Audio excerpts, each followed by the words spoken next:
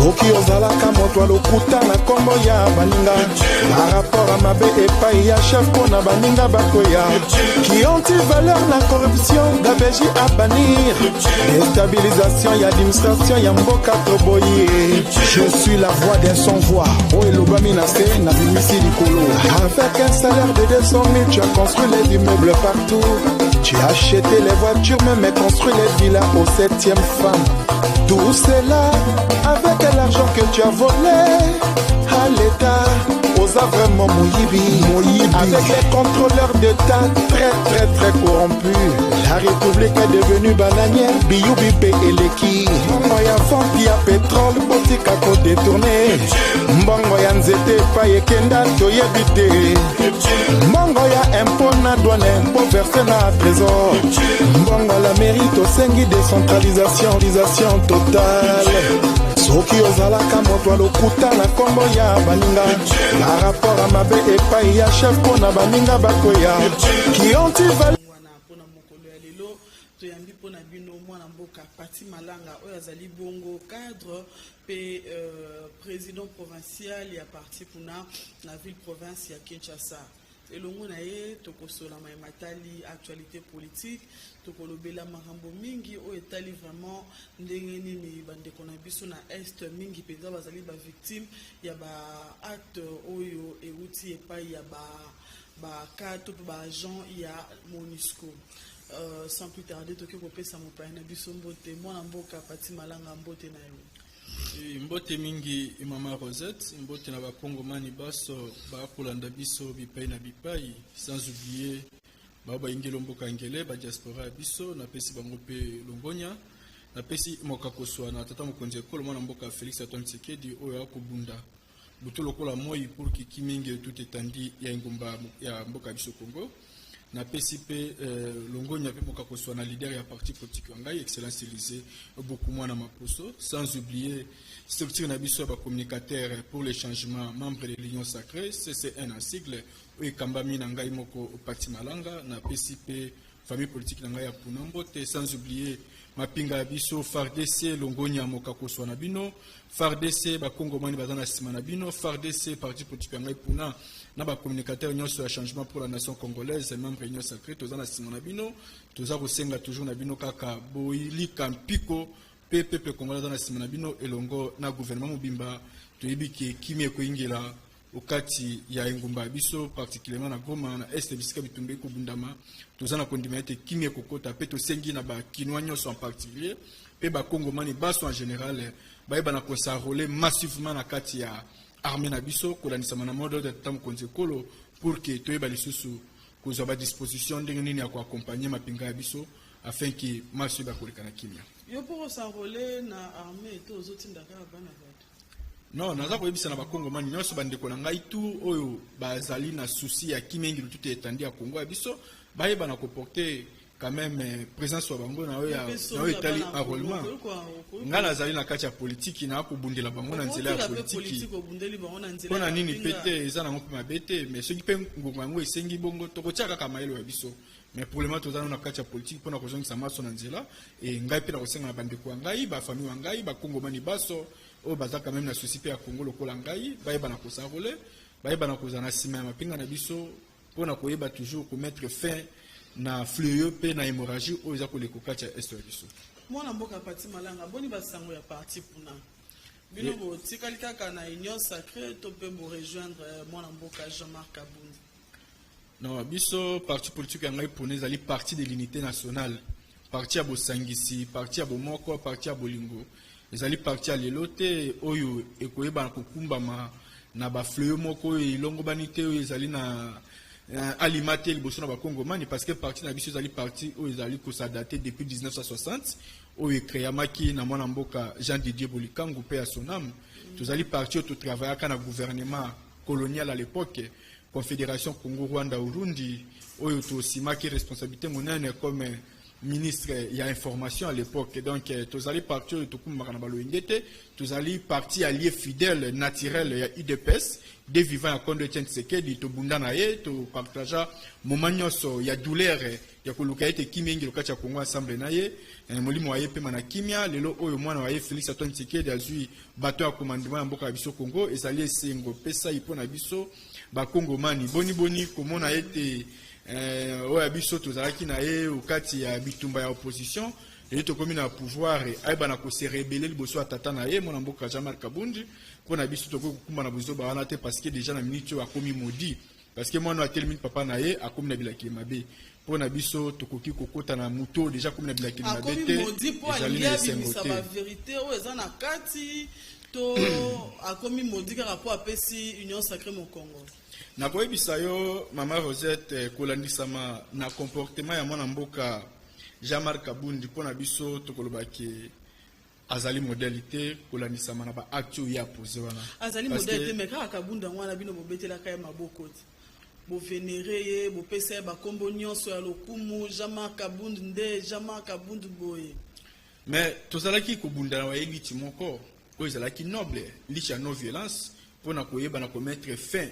na régime ya ba imposteur na ba prédateur bidongolo miso mitima likundu régime ya ndeko Kabila o lelo to resira yango dans le sens que tu bana ko renverser ba vapeur o lelo to kota ngwende ya pouvoir bongo boni yeton to zaki kubunda na bitumba wana ayeba ke elite na biso la ki elite moko noble OK to yeba na ko kotisa mboka na biso na changement o ko apporter un plus liboso ba Congomani mais lelo to komi na pouvoir yango o yepa betela ki tolo o yemoko aloba ke nous sommes au pouvoir aujourd'hui demain et éternellement. Père Albaï qui est la passation de pouvoir jusqu'à l'arrivée ya tata mokili mobimba oyo Jésus-Christ de Nazareth. Mais tela lelo oyo ye akomi mwana na libebi parce que ye moko abungi ye moko asali wa bengi bo sambulu kolanisa mana ba propos aye na ba décision aye sans pour autant à consulter batuna mayele à réagir na modèle wana sans pourtant tenir compte que bitumba o yaza kolinga atia mutu et ça bitumba à niveau na été parce que il faut aïe bana kozala quand même moi na ba réserve kolanisa mano aloba waye azala moi modéré parce que bitumbo ya kolinga kota ni za bitumba banjoko za niveau na été pour na kokota bitumba na il faut olia otonda sur le monde mboka Félix Antoine Tshisekedi afanda ki na ngwende ya pouvoir ya Congo lelo c'est parce que ba Congomani nyonso to bazala ki vraiment contre régime ya ba prédateur na ba imposteur régime ya ba occupant régime wana biso to qui dessine un régime sanguinaire régime ya bato mitema li kundu pe bidongolo miso mwana mboka Jean-Marc Kabundi pa le bezo bunda pona ba combattant ebele bazaka na 10e rue wana bazo beta ka maboko misala o balaka bango ezalité eloko moko te ba main noire eza ebele alobi abimisa nyonso na poasa pe asengi ete tango procès na ye ko banda nyonso za na poasa ele kana ba etando eke po ete yabimisa nyonso na poasa au moins que les arabes lutte en quelque sorte azo bundela pe kaka mboka ba jeune misala eza malonga te alobi surtout base ya UDPS bazo la misala eza te wana eza hypocrisie mwana mboka Kabundu azo sala neza hypocrisie azali na clique ya ba scribe na ba pharisien na ba sadducéen maître nageur les lois changent oui mais après avoir kokota au mangeoire yemoko à se retrouver na bisiko ya komi lelo na mituka ya minene na mapango ya ba villa ya minene na vie standing ya modèle wana ya komi na yango akomi lelo na capacité ya kotunga ya ko réhabiliter même ba école na ba valeur ba $300,000 cela veut dire que akoma ki mutu akomi ça ne dérange pas mais tel c'est celui qui akoma ki mona makoki parce que sur ina makoki te o ko quand même ko ça le modèle wana te côté il ça été non moi mangeeur oyesi akota ki na positionnement akoma ki na yango ils allaient grâce à pouvoir oyo mission so komi na yango lelo mais atikali kolia pena ba combattant te ali yango emoko la preuve année a comme ça qui ba poste ya ba institution mboka oyo monae na mosolo soko na mosolo liboso na enda ko na facilité ko tekela o ma poste boni biso ba Fatima lango to iko na mosolo te liboso na e to ngai to za na capacité ya ko senga epe poste pour ko senga ngande lo meya na kuzo yango ko wapi pour que na corrompre ya fait que na zo poste de ko tala ke non bosengi boye liboso na ba Congomani ezaki na ngona molongo te o ya bana ko sala ezaki pona ba intérêt wa yemoko personnel o ya bana ko sala ezaki pona souci ba Congomani te lelo ko mona ke non ba botolier poste o ya bana ko dondwa na yango na niveau ya parlement kuna ndi yango moni komisie biloba loba et comme ici qui ne kosala ba déclaration oh ya sali kosala ba point de presse oh ya sali wana mais là on a koyebisa na ba Congolais ba na ko différencier toujours que liberté ezali libertinage te oh mon mboka Jean-Marc Kabunda sali wana ezali libertinage mais il faut ba na ko tenir na yango que tango ya ebi na kosala o ba bengi libertinage et là le kola que non aibi na ko tenir ba propos moko très discrétoire et généralement aibi na ko tenir ba propos moko diffamatoire à l'égard ya mutu oyo akoseli makambo mutu wana aime makambo oyo akoseli te pe azako yeba même ko défendre makambo oyo akosi wana te à la personne na mutu moko songolo pakala pe tango ye déjà comme ko citer ta mokonzi ekolo la personne du chef de l'état c'est une institution et tango yo comme ko tenir ba propos modèle wana liboso na eloko ye institution il faut ba na kozala vraiment na ba élément probant ba na kozala ba preuve oyo ko pouvoir réellement ki makambo ko ba neza solo yango mona ki procureur général ayebaki na kosaisir na likambo wana pona koluka moye ayeba bolai bwasinga bwa likambo ya mwana mboka kabundu oyo yebi na koloba liboso ata mokonzi ekolo et akende kotalisa siko ba épreuve oyo za kotalisa réellement ki makambo oyo alobaki e ina molongo tala kolalisa même maloba mususu ya keneki plus loin kolobaki non tant mokonzi ekolo azali danger pour la république mwana mboka kabundi tango yoko qualifié tango konzi ekolo azali dangereux maloba wana mo wana oyo bimisi dangereux wana e nikoloba nini mo wana oyo koloba ki dangereux wana cela veut dire que non vous allez côté c'est que tango konzi ekolo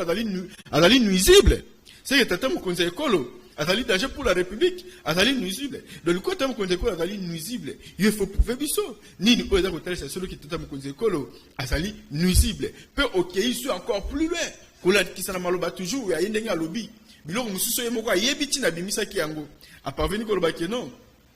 bazali ko zo mosolo ya mboka biso Congo bako kena ko tiara yango na ba jet privé bako kena ko bumbaka yango na ba paradis fiscaux yoka ma propos ya modèle wana c'est très et bon on a ba preuve a que la justice ba c'est prouver makambo lobaki ya bimisi yango bon changer maloba mais non ezali e kozala kuto esengo na procureur général pour qui ayeba na kozwa ba élément oyo kotalisa ke non soki réellement yako kizeta mokonzi ekolo eta mokonzi ekolo azali complice na biloko ya lobi wana avec ba preuve tangible wana peut kosenga na procureur ayeba na koluka moye ya kosia ata mokonzi ekolo na niveau ya bazuzi ya cour constitutionnelle pour que toyeba na koyeba vérité bisika oyo mbongo ya bakongomani ekomi kokendaka na bisika oyo ya lobeli on montre que dans une façon il y a ko permettre na justice abiso ba yeba pe quand même na kozwa mo ba élément oyo ba yeba ki yangote pe ezali lisusu moko ya malamu lisusu oyo ko permettre na procureur général ayeba quand même na kotala ki ba propos grave ya modèle wana ya somo ya kubanga oyo kabundi ya lobi wana est-ce que ina molongo est-ce que ina semba est-ce que ina bosolo alobi yango tika loba te mais alobi on ndenge ya solo mais tika ete trolinga na justice a prouvé biso pour que tous ba élément to ba réellement si réellement makambo de kabunda lobi et ina molongo ya solo bien lokuta parce que to ko tika yango le kaina persi bongote parce que alobi ba propos moko très très grave yango wana pe akei na maboko ya bazuzi lelo après 15 minutes ya audition to mona ki biso no sondenge nini makambo le kaki kuna ba militant balimba cha mwa mobulu la police asaki mosana ngo comme il faut pour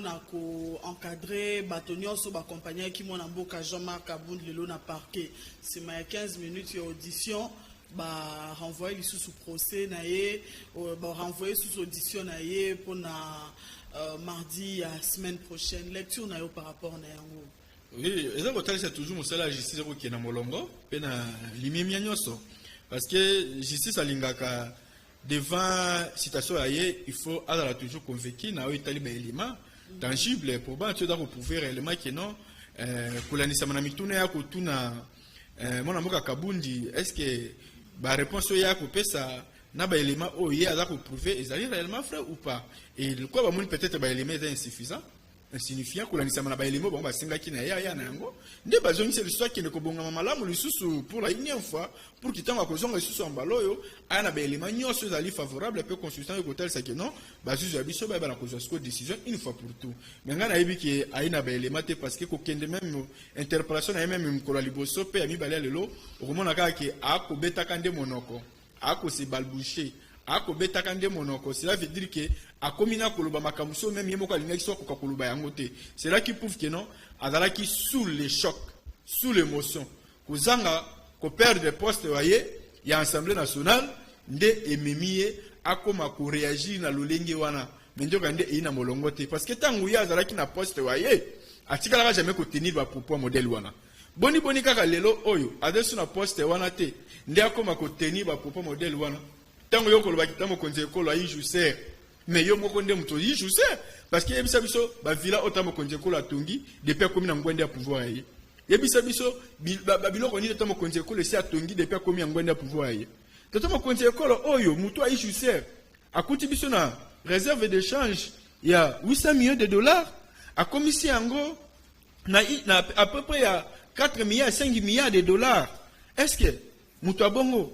ata quand même makasité ata quand même mutu ya kobetela ye maboko te mutu akuti bino na budget à 3 milliards 4 milliards de dollars a commissi yango na 11 milliards mutu wana kaka nde aijousière mutu wana a quand même performante ayi makasité mais maman na ngai Rosette vous pensez que mboka oyo Congo moi parenthèse moko lobi kaka na mosana biso tokiti ezana ba tokiti na esika moko na quartier Congo kaka na enguma mokonzi Kinshasa na commune ya Ngaliema wapi epai tomonaki député honoraire Wivine Moleka elongo na Jean-Marie Lukula si bakendaki po bayoka kolela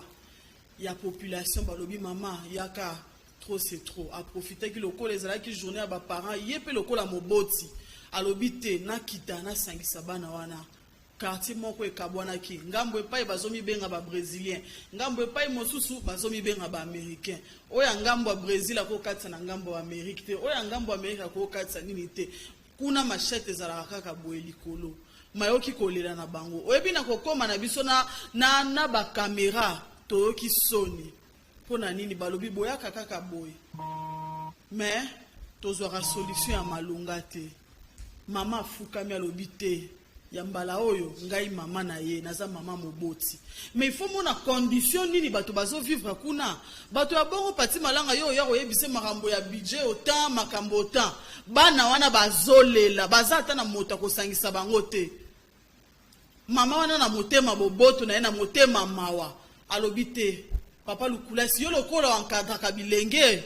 yaka osuna nga na kozwa bana oyo o encadrer bango batika vie o bazana ngo batika ba machete o bazana bazolo bana kolela loko atomoni yo mama to ebike mama za motema malamu okokosa biso te ba ebele ba ya awa ti lelo to mona ke loko te soko continue esika wana oyo zo mona na miso na yo pati malanga je te dis moi j'ai vécu ça na okimawa bazana na nzela ya mutuka te kokita kuno zo tambola kuna ekengo zo tala gauche droite bato ya bongo nde oyo ya kopesa bango discours ya bongo babeti maboko balobi mama Wivine Moleka oki kolela na biso siko bato ya bongo discours ya bongo nde kotenir liboso na ye lotiliki kutu ezalaka te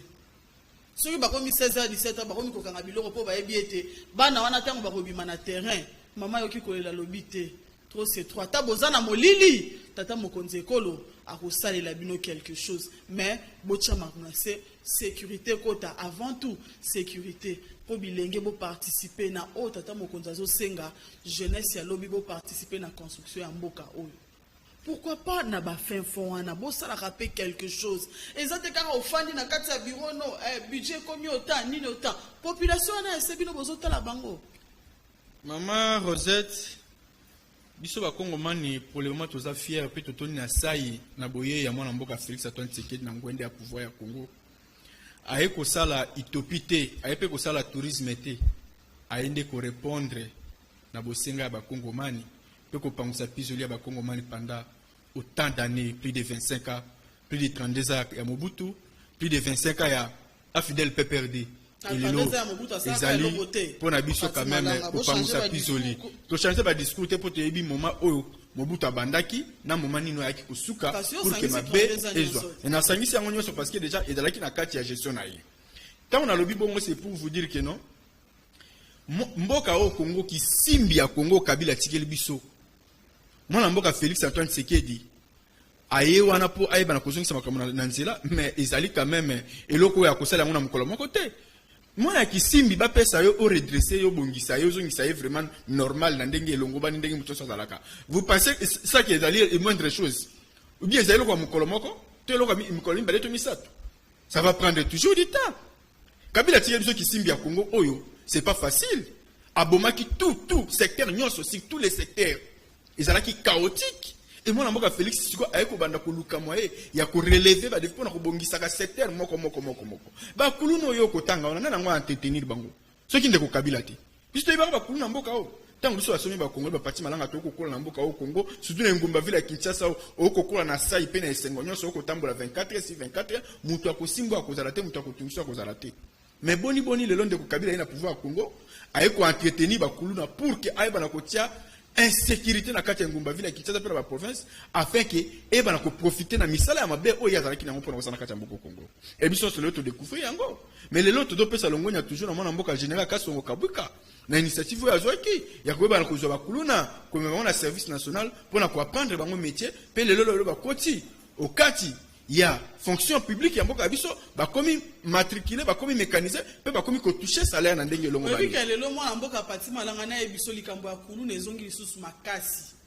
Ezana ba quartier bazobenga ba quartier général o moto ata police akoyi kokota te. Oyebi yango ki insécurité zongi makasi na ville ya Kinshasa o to benga ka banditisme urbain. Kuluna wana na ba commune mosusu to ko tanga ba makala ba wa moto ko kokota boete. Balobi nul n'est au-dessous de la loi. Jamais. Eloko moko ko kimoleka. Oyo bato ba contredire yo po yango ezongi komi okeyata fête soko za na moto katela la ka esiko kendaki au-delà ya 23h utambo wana nzela te. Mais maman Rosette, eza biloko régime ya Kabila ya traité na ki plus de 25 ans. Na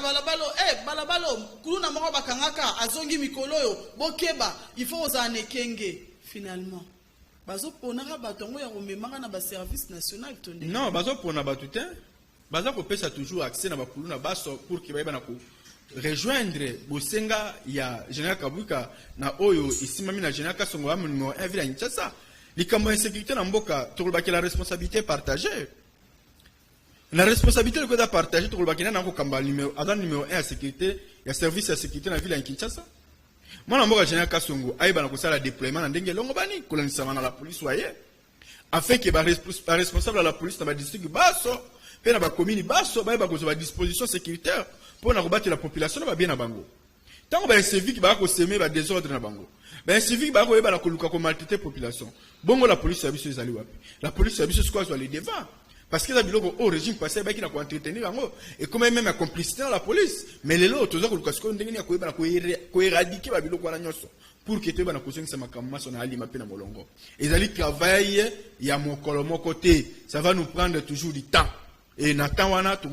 arriver toujours à mettre fin à Fléwana pour que Kimia eba na ko ingiro kati mboka na biso. Et nada ko rassurer OK l'un de ces 4 matins ko eba na kolobela lisusu ba kuluna te kaka ndenge ba yebisaka na bandeko na biso na kati ya makomi ya Biblia que les Philistins que vous voyez aujourd'hui vous ne les verrez plus. Ndenge mo pe ba kuluna ba ko monaka lelo o bazala ki entretenu par le régime passé beaucoup tika ko mona bango te parce que to ko na bango d'une manière stratégique pour na ko eba na ko mema na alima pe na molongo to la ça mo sala métier OK ba ko eba na ko se retrouver na bazala bénéficiaire nango mais ba ba ko boya ko yeko la métier pour que bazala pe lo ba citoyen na mboka oyo to ko eba pe ko charger na bango d'une manière et une autre pour na ko eba toujours ko mettre fin na bo sambulu po bo soto ba ko sala kati ngumba vile Kinshasa tozonga na politique mona mboka pati malanga rencontre ya mwana mboka Jean-Marc Kabunda Franck Diongo oyo Franck Diongo akei komona ya lobinde ko na ngai na ndimi kopesa maboko po ete to sala bloc ensemble opposition contre le régime en place lecture na ezali nini par rapport na yango. Merci beaucoup maman Rosette. Naoki moi soni pe bo sambulu makasi na kulutu wangai papa wangai Franck Diongo oyo azalaki moko ya bato oyo tobunia bango bitumba oyo ya kotelemela l'état moyini ya régime ya Kabila bidongolo miso balingaki kimengi lokati ya mboka o Congo te komona lelo a se rebeller contre mutoyo apesa ki atakwanga balobi en même na makomi tango nazalaki na boloko nani ayaki kotala ngai tango nazalaki na difficulté na hôpitali nani oyo ayaki ata ko consoler ngai yo zalaki na boloko yo zalaki na hôpitali banani bayi kotala yo na ye na tango ya pasi ya boloko mwana mboka Félix Antoine Tshisekedi akanga motema te alakisa bolingo yeli ko aye na kosala maso ayeba na kozala libéré pe ayeba na kopema libanda et isa ipe sengo pona biso ba kongomani kolakisa na acte ya bravo tata mokonzi ko alakisa liboso ya Frank Diongo tala lelo ndenge alinga futa tata mokonzi ko na monnaie de singe et sali biso pasi pe mawa ya wana lobaki non mwana mboka Frank Diongo aza mutu moko o na kolobaki azali un faux marqueur. So na bi un faux marqueur, ça veut dire que azali un faux joueur. Donc bino moto nyonso kaka soki aza na ngambo na bino aza malamu soki ake na opposition na bolamu na ye nyonso ekomi noir. Donc ata azalaki na langi ya pembe soki akatisika ngambo boye ata asalaki bolamu ata asalaki nyonso ekomi taché ekomi moyindo. Non, eza mpo na bongo te. Ezali na likambo ya kotalisa nini oyo esali ke mutu wana akatisa ngambo mosusu atika ngambo ezali ka ya changement. Il faut siko kozonga na banalize on pe koyeba ko redresser maloba na biso pona kotalisa ezali réalité. Yango mona lobi ke non mona mboka un frère qui Diongo azali un faux joueur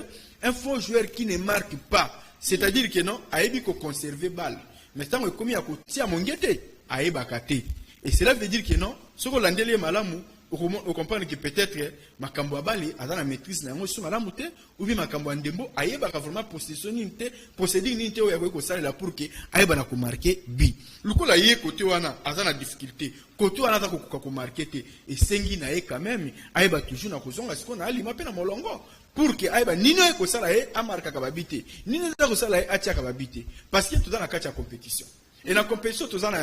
il faut que non, hier, à la carte d'entraînement, à la barre de touche, à l'entraînement. Mais tant que je mon amour à Félix Antoine Tshisekedi, à la carte de compétition, à Kobeta Bale. Parce que comparaison, il y a ça, n'a mouton dans la compétition à Kobeta Bale, n'a eu mouton dans la barre de touche et entraînement. Il y a toute une distinction. Il faut qu'on paie sa chance dans mouton dans la carte de compétition à Kobeta Bale pour que aille la côte à mon guette, mon comme belle, afin que victoire est en gambo abisso. Si vous avez mouton dans la carte d'entraînement, la barre de touche, n'a mouton dans la carte de compétition, il y a comme que hôtel na muto déjà dans la carte de compétition. Est-ce que makambo ko sala et ina molongo est-ce que makambo ko loba et vraiment na limemia parce que ngana kozo makana maloba ya Frank Diongo tango aloba ki mwana mboka Félix Antoine Tshisekedi ata Moïse pour na ba Kongomani pe aloba ki lisusu ki nini mwana mboka Félix Antoine Tshisekedi na ba élection 2023 akoza na conquérant te oya ko ba ko faire face devant ye pe na suka na ngoye moko lisusu ayeba ki na ko bakisa pe na ko loba ki nini mwana mboka Félix Antoine Tshisekedi état qui est libérateur, état qui est Moïse, état qui est sauveur. Azana komona yachi ya solo keno akoyeba na kozongisa makambo nyonso na molongo pe na nzela na mboka na biso Congo. Boni ye moko Frank Diongo. Abosani maloba nyonso malamu alobaka na mwana mboka Félix Antoine Tshisekedi. Pona koluka soko se poser ba question. Que mwana mboka Frank Diongo alingi nini? Mwana mboka Frank Diongo a réagi bongo pona nini? Kaka pona poste. Nini ngo etaliso ba PC poste te. Monsieur Lobami. Monsieur Lobami. Magnola discours royer. Magnola point de presse royer. Kaka nyonso pona ba PC poste te. Poste oya lingaki azwa soit na niveau ya ministère. Tout ba mandataire azwa ngote mbala moko se rebeller contre ta mokonzi ekolo. Cela veut dire que ba ko salaka politique du ventre, ba ko salaka politique pour na intérêt na bango personnel, ba tika kotanga kombo ya peuple congolais. Ba ko tsaka population le sous na bitumba bango wana. Ba ko benga population ya ko accompagner bango, a ko soutenir bango, mais na sima na ngoto ba komi na place de positionnement, ba komi ko pesa peuple wana mu Congo. To comprendre siko que non ceux qui mona mboka Frank Diongo aki na souci à lit noble au kondo Tshisekedi atalisa biso, akoyi ko se comporter na lolingi wana te. Mais to ko bisaka Frank Diongo ba kino to yebi ba joueur na ba jeune na bango. Le ko la biso to yebi ba joueur na ba jeune na bango, to ko yeba toujours ndeni ya ko contrer bango na misala bango molili. Pe ya mabe o baza ko linga ko sala yeso ki akobi benga ke non auta na école à Kondo Tshisekedi ayeba peke biso de taba ko école wana to yebi comment est-ce que tactique de jeu salma to yebi comment est-ce que makamyo se tambolaka donc cela veut dire que ici a étapé à côté a betina libanda kolandisa mana hypocrisie oya sali wana pona ba intérêt na yemoko égoïste et personnel parce que to yoki ninga banda ko benga tango nyoso ko tiaka ba tourage atomo konje ko mal à l'aise que o mais azako kipenga ite ti sikoza ko pesa ngaite mais ti sikoyo est-ce que tata mo konje ko ka mwana manda moko il faut servir car ba politicien nyoso Congo aussi longtemps que wana pona ba intérêt général ya peuple congolais bola tana no souci na yebo apena mama na ye situation nini o kabila tikeli biso kisimbi ya Congo oyo mwana oya kisimbi o kabila tikeli biso tozo luka to redresser tozo kisela nzela na ba secteur nyo surtout kabila bomaki abebisaki tous les secteurs Oh, le monde a Félix Antoine Tshisekedi ko bunda ko zongisaka secteur moko na molongo. Eza musala mukolo moko te. Et boni yo kolata mutema munene. Kaka pona lo bakelo ko ba servir ngai te. Na ba siko ko telemisa bandoki liboso mutu wana. Mais yo so ko telemisa bandoki liboso mwana mboka Félix Antoine Tshisekedi. O telemisa bandoki liboso na ete na ko isonde ko faki jongo. O telemisa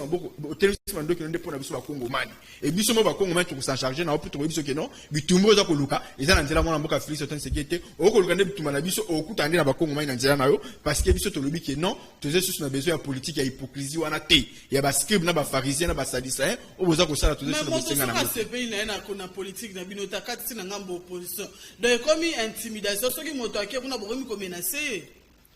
To menacer mutu moko te. Tout dans pour expliquer mon peuple congolais. Amoni azat d'accord, amoni peut-être pona ye, amoni makambo zo tambola te, pona ye, amoni nyonso tata mokonza laka kezo ko kisamate 4 ans déjà en 2023 zo pusana amoni ete discours nyonso ndenge président lobaki akobongo la mboko akokomisa yango boy et salemité. Alobi akwa bon, aboyi ko partager charge wana bino na bino akatisi na ngambo opposition eza lisumu te. Non. Biso to pekisi ete na kokatisa na ngambo akatisi. Mais totalisi ekaka maima so ya lobaka parce que lobaka mwana mboka Félix Antoine Tshisekedi a incarné vision atata na ye. O ya lobaka autant na école ya Kondo Tshisekedi. Ye moka lobaka Félix Antoine Tshisekedi a incarné la vision de son père. Bongo mutu a incarné vision atata na ye lelo oyo. Pona poste lukaki luka ba pesote obosani ke mutu anda ko incarner vision atata na ye. Bongo siko ye na poste wana luka azwi ngote abaluki na ngango mususu. Pour que atalisa. Mais oui, landa ba discours waye vous comprendre. Et dans ba discours lokuta te alobi ngo likambo poste to ki ba Peter Kaza lipe ba lobi ngo. To ki ba tebeli ba bimisi ba loba déjà ko lanisa mona loba waye na ba appel na yo ba ndeko ko sala. Ba appel na ba ndeko benga ba tourage atamo konte ko to mili pourquoi pona ko lelaka likambo itali poste. Mais to ça ne fait que jongo ke ceux qui alobi ke atalisa mando ki usata mo konte kolo to ko loba ka bi kosi parce que atamo konte kolo za ko répondre na volonté ba Congo man non la volonté na bino ba politicien. Azana nde pour la volonté peuple congolais parce que le peuple qui est souverain biso ne ba to sali ki afana na ngwendo afandi wana eza bino ba politicien ba to sali ki mwa mbo Félix Antoine Tshisekedi afana bisika afanya ate po boko makotia mal à l'aise comme tel ba poste botika ikimi à répondre na exigence pour la volonté peuple congolais a nyo comme na boumba ndeko Kabila pendant plus de 25 ans les peuple là a besoin quand même d'aller un peu soulager dès tout ça mo konjeko la promettra biso na l'élection 2018 qui a reçu la masse de sa sourire au 4e minoko ba Congo man boni bino pipe la police ko komiko ko mal à l'aise bo ya ngoto lobi ke o nyoso tout akoluka atia pouvoir mwana mboka Félix Antoine Tshisekedi mal à l'aise et dans ndeko Faki Jongo et dans ndeko Jean-Marc Kabundi akokuta na tamu konje kolote akuta ndi na biso ba Congo man na nzela na ye peto ko talisa ye ke non on a marre na ba hypocrisie bino boza ko sala wana ya ko kosaka peuple congolais ke bolimi peuple congolais njoka ne boza na ko ba intérêt na bino égoïste et personnel. Moi mboka Pati Malanga depuis poste eleki tomoni population ya este kolo Congo démocratique a tombola ki mongongo e bandaki na Goma bato balobi non trop c'est trop tomoni makambo esi eleki bato kokufa soki totali motango ya bato bakufi ekomi déjà génocide MONUSCO bino boza wana mosala nini bosalaka bozokengela nde bibembe to boye kokengela nde bato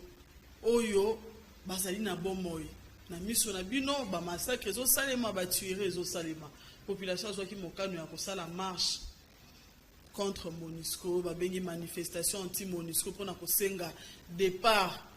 sans condition ya nation ya mission ya Nations Unies na mboka Congo démocratique lecture na yona no par rapport ya démarche wana aux populations azwaki.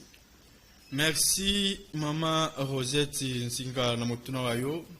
ngai Pati Malanga itaki somme ba congolais na tondaki na passe na motema wangai à tel point qu'il na kokaki te ko supporter liwa ya bandeko abiso yo bakoyi liboso ya mapinga ya MONUSCO. Non to banana na démarche aux populations azwaki wana ya poste ya Kasindi to kokoma wana. Merci d'abord. Na on a poste ya Kasindi te. Na ko lobaka na démarche aux populations azwaki na likambo ya marche basala ki compte ba toyebite mongo ya impona donne pour verser na trésor mongo la mairie tosengi décentralisation totale soki ozalaka moto alokuta na kombo ya baninga na rapport à mabe epai ya chef na baninga bakoya qui ont ba utiliser vraiment ba arme à feu non ba arme non métal. Comment on a le modèle wana na yebaki na ko compatir na ba famille baso ya bandeko biso Goma oyo bakufeli bana bango batata bango mama bango baleki bango bandeko bango bayiba congolais ka lokwa ngai congolais na yebi ko compatir na bango famille politique ngai puna yebi na ko compatir na ba famille baso oyo bakufeli ya bango mena koloba nini na koloba ke citation oyo population abiso na niveau est ba manifestaki en quelque sorte pour ngai ezali acte moko ya ko soutenir pe ya ko encourager yango et loko ka ndena yemeka ki un peu ko déplorer muki ezali kaka ba acte ya barbare pe ya vandalisme oyo ke bakendaki na ko semer désordre trouble ko piller ko bebisa oyo etali bisika ba ndeko abiso MONUSCO bafandaka en quelque sorte nazalaki mo muki d'accord na yango te parce que MONUSCO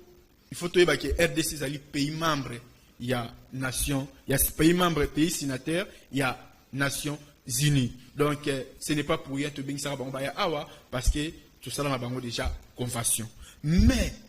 kolandi samana actuellement une population aïba qui n'a ko manifester na marche wana ko respecter toujours mon bec le conduit parce que c'est constitutionnel. Kotali ça mécontentement na bango à l'égard ya MONUSCO parce que MONUSCO ba ya awa depuis 1999 qui n'est lolo et ça plus de 23 ans. Ba ko sunga biso loko mokote. Bako bomaka biso tongo midi pourquoi to ko mona changement te bande ko biso est bako kufa tongo midi pourquoi lokola mat bata lokola ba soso MONUSCO oyo biso total quand même na ba film ki Monique tala misala mine ma ko ba sala kana ba tant to landa ba même na ba télévision na ba film boni tongo ba ina mboka biso ba bako ka ko expérimenter sur makambo biso to landa ba na ba télévision tala ba documentaire misala MONUSCO salaka c'est pour cela tout le monde même na Angola ba bengana ba ce n'est pas pour rien tango moni population a telemaki population ba l'accès à solo que non bazali sous d'accord te kufanda elongo na MONUSCO na ngumba ya este partement na Beni partement na Goma partement na bisika onyo so MONUSCO ayi population abso atalisi ke azali lisusu na sengote ya kufana bango population abso atalisi ke no alingi lisusu présence na bango wana te population abso atalisi ke no asengi départ na bango ba kende bazonga na mboka na bango bisika ba utaki parce que depuis ba ya awa baye ko sunga bisote parce que population dans la besoin ya bateau ba koya pona ko défendre pona bango bateau ba koya pona ko protéger bango contre ba prédateurs ba imposteurs contre ba inia Congo o ba ko semer désordre butu lokola mo na ngumba est mais boni koya ya MONUSCO ba bi bazakana pona paix pona kimia mais tilelo MONUSCO a côté la biso kimia ngote a côté la biso paix ngote MONUSCO a komona même ba ko boma batu mama na ngai Rosette à 20 km na MONUSCO azawana mais MONUSCO a ko intervenir te MONUSCO a ko influencer guerre na est pour ayiba katongo midi pourquoi tout le monde a ba preuve mais tout le monde mutu kam blende moko ya MONUSCO e koyaki kaka na niveau soki ya Kasindi kuna so quelque part wana les populations ba yeba tala soki il y a eu des cas de mort il y a ba élément ya MONUSCO à la grande surprise batala ba moni ba sac wana ba bilona ka ba kanisa peut-être ba sac dans ba zelo ba tiebe mabele pour na ndenge ko sala ba ko se protéger sur yango mais à la grande surprise ba fungola ba moni ba matière première na kati ba sac wana mais ça reste à vérifier mais oh il y a information à tenir l'émission ba moni ba matière première na kati wana ba coltan so na cobalt donc cela veut dire que non ba MONUSCO ba yona te pour na ko répondre na volonté ya bo senga peuple congolais ko landisama na convention te pour ko landisama na ba signature oh seulement entre biso na bango mais ba yona en quelque sorte pour na ko appuyer ma be ezo à place pour que bango ba yeba na ko s'enrichir pour que bango ba yeba na ko sala pe oh bango ba limi ko sala to constater les choses que non MONUSCO ndenge bazawana ba yona kaka uniquement pour na ko sala nini pour na commémorer biso na ba vente ya ba armes na ba pays voisins pour que bazwa possibilité ya ko massacrer biso ya ko boma biso ya ko tia biso en difficulté pe ya débandade pe ba suki wana te MONUSCO ba y encore plus loin ya ko se permettre na ko tirer sur les innocents les individus congolais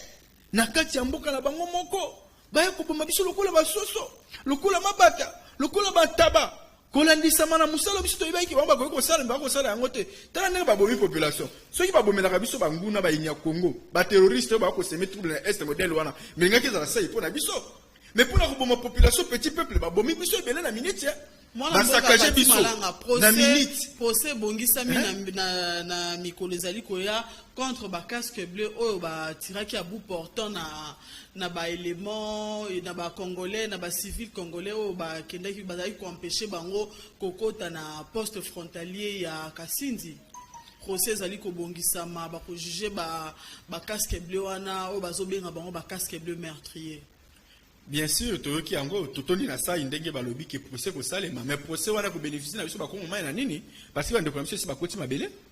Il y a eu au moins plus de 2 ou 3 morts. Il y a eu au moins plus de 14 à 15 blessés graves. Et c'est quoi nini oyo MONUSCO yango tolingi non na sima etumbu wana tolingi nde tozwa ba résultat palpable dans le sens que ba famille bakufeli ba oya bango bakoindemniser bango bakoyeba na koindemniser ba famille wana. Et en dehors de cela ba famille bazala bandiko bango bakoti na hôpital MONUSCO akoyeba na intervenir pour prendre en charge de santé de famille wana. C'est ça qui est rapidement pour te na pesi longo nya moko ko na réunion tout ko salema incessamment à l'aide de ces 4 matins. Na chef de l'état et longo na ba membre ya conseil de sécurité. Merci beaucoup. Et à la question solo que ayoka ka peuple waye. Ayoka ka peuple na ye aboy ko sala o ba bengi léthargie. Léthargie zali lokola ko sala déphasage entre gouvernement et la population. Aboy koluka moya ko sala loka modèle wana. To moni a solo que tamo konjiko la ka peuple waye. To moni siko que non na 2023 d'ici mois de mai MONUSCO ko tika mabelo ya Congo. Peut-être ba ko tika la bato ba service la pointe. Mais o bazaki na service ya terrain pour na koluka moya ko sala offensive tout consort ba ko kende.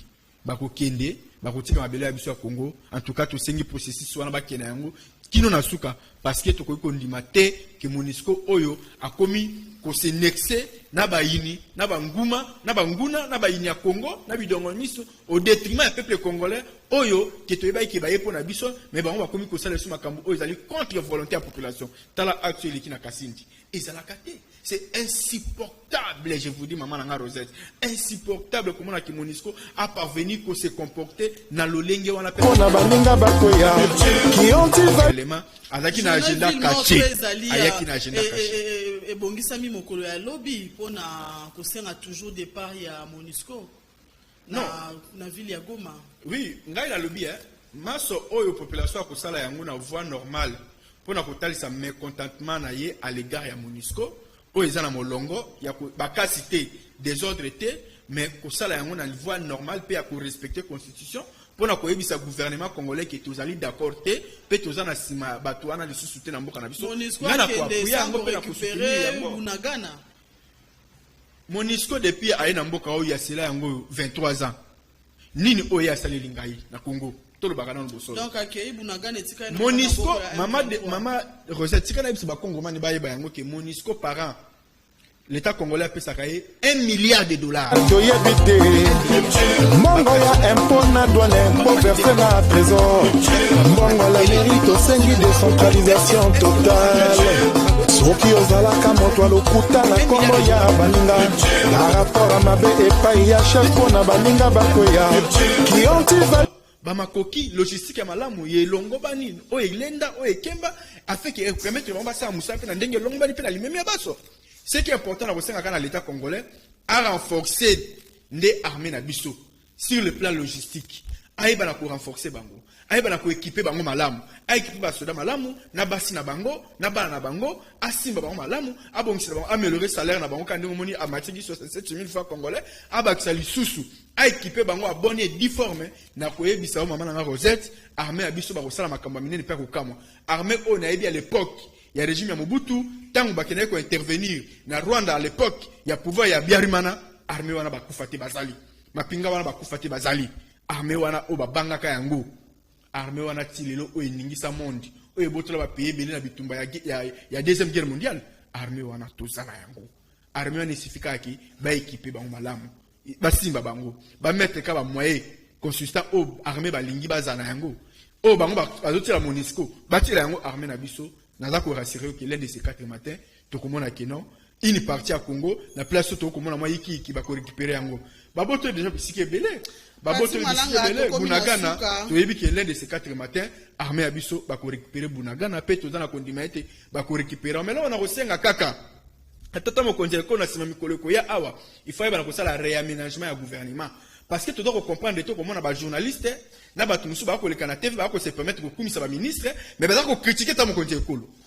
comment ça oza ko kumisa ministre dans le gouvernement moi na mboka Félix Antoine Tshisekedi mais yo za ko finga ta mo konjele ko ah mais non Merci non, beaucoup Patrick voilà Malanga tout ça réaménager ça les mabalongola biso ya na mbela na biso ya mokolo ya lelo totondi o botondi tokomi na suka ya émission ya mokolo ya lelo. Merci mingi na yo na ndengo ndimaki kozala wa biso na mokolo ya lelo. Merci beaucoup. Ngai nde mutu pe na tondi botondi na kosenga kana ba kongomani baso to sana simata mokonzi ekolo to fungola motema to lingae to pesa chance pour to yibiki akozongisa sourire au kati ya minoko ya ba kongomani parce que misala pe akosala et komona na misu toza ko palper yango toza ko mona quand même ba retomber significatif to moni kazali tata ya bana akotambola emoko ala ko sala inspection ya ba misala ndenge za ko salema et za ko talisa solo ke azana télévision ezango ngomona mboka Patrick Malanga. Un grand merci na bino bandeko banso o bolandi biso à travers YouTube ya Canal Kin Télévision botikala toujours branché na etando eke bozo émission oyo na rediffusion mokolo ya mercredi na bangonga ya 11h30 totondi botondi penza na équipe technique oyo basunga kibiso na mokolo ya lelo Kupar Bola Suleiman Boyo Patin Tsumbu Rodi Louadio merci tokutani na mikolo ezali koya botikala branché na Canal Kin Télévision Télé Vérité. Tu as acheté les voitures, mais construit les villas au 7e femme. Tout cela avec l'argent que tu as volé à l'État. Osa vraiment Moyibi, avec les contrôleurs d'État très corrompus. La République est devenue bananière, Biyou Bipé et Leki. Moya Fonki à pétrole, boutique à côte détourné. Mbongoya Nzete, Paye Kenda, Toyebite. Mbongoya impôt na douane, impôt versé na trésor. Mbongoya la mérite au sengi décentralisation totale.